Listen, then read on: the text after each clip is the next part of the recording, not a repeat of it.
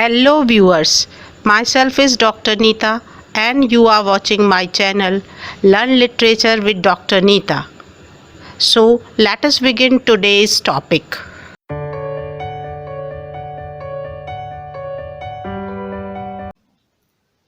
So dear students, today we will learn about ballad. Ballad जैसे आपने और forms of poetry पढ़ी, ये भी एक एंशिएंट फॉर्म ऑफ पोइट्री है.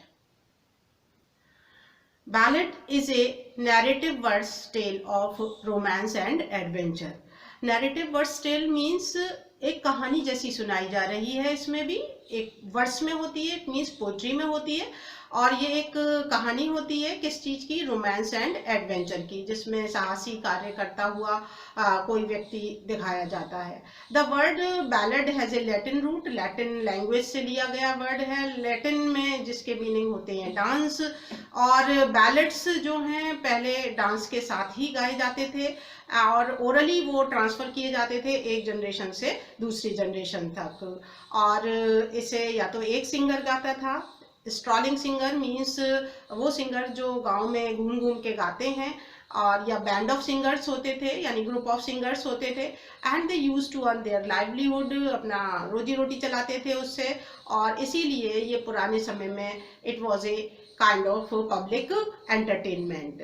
लेकिन समय के साथ साथ the meaning of the term ballad has changed, और आज in modern time it refers to any slow love song. So कोई भी स्लो लव सॉन्ग जो है वो बैलेड कहलाता है मॉडर्न डेफिनेशन के हिसाब से. It is a song that narrates a tale related to the simple themes of love, war, adventure, family disaster, etc. It means अगर बैलेड की थीम की बात करें तो थीम जो है वो सिंपल टॉपिक्स जो हैं जैसे love, war, adventure, family disaster, इनसे रिलेटेड होती है. अगर इसकी क्वालिटीज की बात करें, the tale opens abruptly without any systematic introduction and it is told through dialogue and action.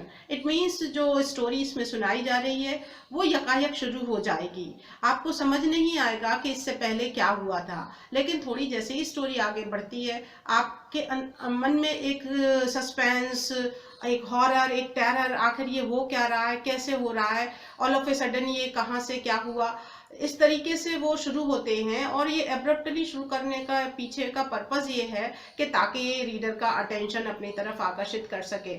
अगर कि वो एब्रप्टली शुरू होगा तो रीडर इन्वॉल्व रहेगा ये जानने के लिए आखिर इससे पहले क्या हुआ था, आखिर ये क्या हो रहा है.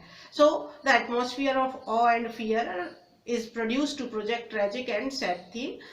Normally tragic और sad themes होती हैं, और उसमें और फियर, डर पैदा करने के लिए ऑथर जो है, पोएट जो है, अपनी तरीके से चीज़ों को और उस एटमॉस्फेयर को यूज करता है.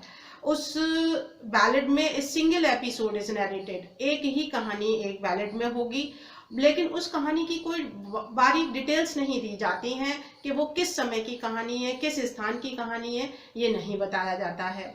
It appeals due to its romantic atmosphere. लेकिन ऑडियंस जिस समय से देखा करते थे जब ये गाया और इसके साथ डांस किया जाता था, तो वो उसके रोमांटिक एटमॉस्फेयर के कारण and because of the narration of heroic deeds of adventurous deeds उसमें डिस्क्राइब होते थे, साहसिक कार्य किसी हीरो के डिस्क्राइब होते थे, और उसी की वजह से ऑडियंस उसकी तरफ आकर्षित रहता था. Sometimes supernatural elements are also introduced to enhance the element of horror in it. Element of horror मैंने बताया कि इसका एक स्पेसिफिक क्वालिटी है, उसे और ज़्यादा बढ़ाने के लिए सुपरनैचुरल एलिमेंट का यूज़ किया जाता है. अब बात उठती है कि ये सुपरनैचुरल एलिमेंट्स क्या हैं. सुपरनैचुरल एलिमेंट्स आप ब्रॉडली ये समझ लीजिए कि जो नेचुरल नहीं है वो बियॉन्ड नेचुरल है, वही सुपर नेचुरल है. जैसे एग्जिस्टेंस कहें हम डेमन्स का, एग्जिस्टेंस कहें हम फेरीज का, एग्जिस्टेंस कहें हम गॉड्स का, डेमी गॉड्स का, वो सारे सुपर नेचुरल एलिमेंट्स हैं. तो जब ह्यूमन के साथ सुपर नेचुरल एलिमेंट आता है कई बार, तो वो हॉरर का भी कारण बन जाता है.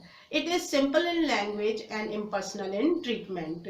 बैलेड्स की लैंग्वेज इज ऑलवेज सिंपल और इम्पर्सनल ये ट्रीटमेंट में होते हैं. इसके मीनिंग कि उसमें सब्जेक्टिविटी नहीं होती. पूरी पोएम आप पढ़ लेंगे लेकिन आपको ऑथर के खुद के व्यूज नहीं नजर आएंगे, बल्कि वो सिर्फ उस कहानी को ऑब्जेक्टिवली डिस्क्राइब कर रहा होगा। Sometimes there is a repetition of certain lines or stanzas as a refrain for popular applause. It means कि इसमें कई बार क्या होता है किसी किसी बैलेड में कि कुछ लाइन है वो बार बार रिपीट होती है थ्रू आउट द बैलेड, या कोई स्टेंजा है वो रिपीट होता है। और इसका पर्पस ये है ऐसा करने का बेसिकली कि जो लोग सुन रहे हैं, जो देख रहे हैं, उस लाइन को रिपीट करके वो उनके साथ एक अच्छा सा रिश्ता बनाना चाहते हैं कि वो लाइन उन्हें बार बार याद आ जाती है, तो वो उससे जुड़े रहते हैं उस बैलेड से, तो अप्रिशिएट करते हैं उसको। तो इसीलिए ये कई बैलेड्स में ये टेक्निक यूज होती है कि कोई लाइन रिपीट हो रही है या कोई स्टेंजा रिपीट हो रहा है। अब बात आती है कि स्टेंजा, इसके स्टेंजास कैसे होते हैं। बैलेड का स्टेंजा स्पेसिफिकली 4 लाइंस का होता है जिसे क्वार्ट्रेन कहते हैं। Chiefly quatrains are use. Quatrains means 4 line stanza होता है और उसमें एक पर्टिकुलर मीटर फॉलो किया जाता है। आयम्बिक टेट्रामीटर की एक लाइन, देन आयम्बिक ट्राईमीटर की एक line, tetrameter then trimeter. Tetrameter means 4 feet की लाइन है और ट्राईमीटर 3 फीट की लाइन है। और इसके लिए निश्चित रूप से आप एक और वीडियो देखिएगा जिसमें ये ट्राईमीटर और टेट्रामीटर को स्पेसिफिकली आपको समझाया जाएगा। ऐसा नहीं है कि सारे बैलेट्स में ये होता है, अधिकांश बैलेट्स में ऐसा होता है कि यही मीटर फॉलो किया जाता है और इसीलिए इसे बैलेट मीटर भी कहते हैं। लेकिन कुछ बैलेट्स में इससे डिफरेंट भी हो सकती हैं चीज़ें। It often has a dramatic conclusion. जैसे ड्रामेटिकली ये शुरू होता है, उन्हीं ड्रामेटिक सिचुएशंस में it comes to an conclusion. अब कितने प्रकार के होते हैं बैलेड? मेनली 2 प्रकार के, फोक बैलेड एंड लिटरेरी बैलेड। अब पहले बात कर लेते हैं फोक बैलेड की। ये जो फोक बैलेड हैं ये ओरल ट्रेडिशन के बैलेड्स हैं। इट मीन्स इनको एक जनरेशन से दूसरी जनरेशन तक ओरली, मुंह से ही, मौखिक रूप से ही ट्रांसफर किया गया। मतलब एक जनरेशन के व्यक्ति कोई बैलेड गाते हैं, उसमें वो गाया जा रहा है, अब वो लिखने की कोई सुविधा नहीं थी उस समय, तो वो ओरली दूसरी जनरेशन तक चला जाता था। लेकिन एक उसमें समस्या ये होती थी कि जब वो दूसरी जनरेशन में ट्रांसफर होता था तो उसमें कुछ वर्ड्स बदल जाते थे, कुछ ट्यून्स बदल जाती थी, क्योंकि वो चीज़ें अपने समय के हिसाब से एडजस्ट होती थी। तो इस एक बैलेड के अलग अलग वेरिएटेड फॉर्म के रूप भी आपको दिखाई दे जाएंगे। सेम बैलेड अलग अलग जगह पे अगर आप ढूंढेंगे तो वो अलग अलग वर्ड्स और ट्यून्स के साथ आपको दिखाई दे जाता है, क्योंकि वो ओरली ट्रांसमिट होता था generation to generation. It goes to the credit of 19th century scholar Francis James Child. फिर क्या हुआ कि फ्रांसिस जेम्स चाइल्ड एक स्कॉलर थे 19th सेंचुरी के। उन्होंने पहली बार ये कोशिश की कि वो इन ओरल बैलेड्स को इकट्ठा करें, लिखें और एक किताब के रूप में पब्लिश करें, और उन्होंने ऐसा ही किया। एक किताब उन्होंने पब्लिश की जिसमें 305 बैलेड्स थे। उसका नाम था बुक का चाइल्ड बैलेड, और इसमें एक फेमस बैलेड चेवी चेज है, वो भी इंक्लूड इन्होंने इसमें किया। इसके कई सारे से वर्जन हैं इस वाले बैलेड के। इसके अलावा सर वॉल्टर स्कॉट ने मिनिस्ट्री ऑफ स्कॉटिश बॉर्डर ये एक कलेक्शन पब्लिश किया।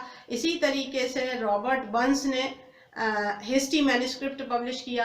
यानी इसके बाद कई सारे पोइट्स ने कोशिश की कि जो इधर उधर बिखरे हुए ओरल फॉर्म के लिटरेचर और बैलेड्स हैं उन्हें इकट्ठा करें और उन्हें एक बैलेड की बुक के रूप में पब्लिश करें। तो ये तो रहे फोक बैलेड जो ओरल थे और उन्हें बाद में रिटन फॉर्म में कन्वर्ट कर लिया गया। अब बात करते हैं हम लिटरेरी बैलेड की। लिटरेरी बैलेड क्या होते हैं? वो बैलेड्स जो लिटरेचर के लोगों ने, कवियों ने लिखे, उस मॉडल को फॉलो करते हुए जिस मॉडल पे ओरल बैलेड लिखे जाते थे। सो यही बात लिखी है। The literary ballad is usually A narrative poem composed by a poet imitating means उसी चीज की नकल करके। किस चीज की नकल? The old folk ballad model, उसकी नकल करके या उसी के मॉडल को फॉलो करके जो लिखे गए, ओरल वाले को फॉलो करके जो राइटिंग के लिखे गए, वो लिटरेरी बैलेड कहलाते हैं। रोमांटिक एज इंग्लिश लिटरेचर में जब शुरू हुई तो वर्ड्सवर्थ, कॉलेज और जॉन कीट्स जैसे पोइट्स ने इस पोएटिक फॉर्म को रिवाइव किया और उन्होंने बहुत सारे से बैलेड्स लिखे। यहाँ मैंने स्लाइड पे ले बैलेडम सेंस मसी का एक पिक्चर पेस्ट कर रखी है। आप लोगों ने, मैक्सिमम लोगों ने इंटरमीडिएट में इस पोएम को पढ़ा है, याद आ जाएगी आपको कि किस तरीके से एक यंग मैन होता है, एक मिस्टीरियस सी लेडी आती है, वो उसे गुफा में ले जाती है और वो सारा ऑ एंड टेरर वाला एटमॉस्फेयर वहाँ दिखाया जाता है। These are the examples of ballad. Samuel Taylor Coleridge का Rime of Ancient Mariner, William Wordsworth की Lucy Gray, V.R. Stevens solitary reaper, Tennyson की the Lady of Shalott, W.B. Yeats की ballad of Moll Magee and Thomas Hardy की her immortality, और John Keats को तो आपने पढ़ ही रखा है, ला वेले डैमसेंस मर्सी। सो ये सारे एग्जाम्पल्स हैं फेमस बैलेड्स के। मुझे लगता है कि बैलेड्स आपको समझ में आया